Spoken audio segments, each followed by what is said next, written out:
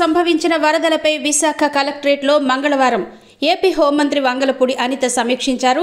ఉమ్మడి ఉత్తరాంధ్ర జిల్లాల అధికారులతో ప్రభుత్వ ప్రాధాన్యాంశాలతో ఈ సందర్భంగా వీడియో కాన్ఫరెన్స్ ద్వారా చర్చించారు.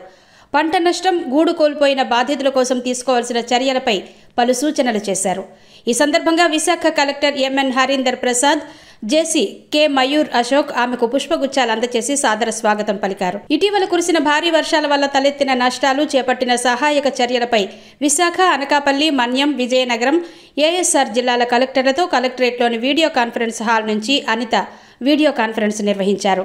విశాఖ జిల్లా నుంచి collector, police commissioner Shankhabrata Bagchi, joint police commissioner doctor K Fakirappa, joint collector K Mayur Ashok, జిల్లా రెవెన్యూ అధికారి కె మోహన్ కుమార్తో పాటు ఆర్డీఓలు డి హుస్సేన్ సాహెబ్, పి భాస్కర్ రెడ్డి, మండల ప్రత్యేక అధికారులు, జీవీఎంసీ, పౌర సరఫరాలు, వైద్య ఆరోగ్యం, మత్స్య, వ్యవసాయ, ఉద్యానవన, నీటిపారుదల, ఈపీడీసీఎల్, ఆర్ఎండ్బి, ఆర్డబ్ల్యూఎస్, అగ్నిమాపక, ఉప రవాణా తదితర శాఖల అధికారులు ఈ కాన్ఫరెన్స్లో పాల్గొన్నారు.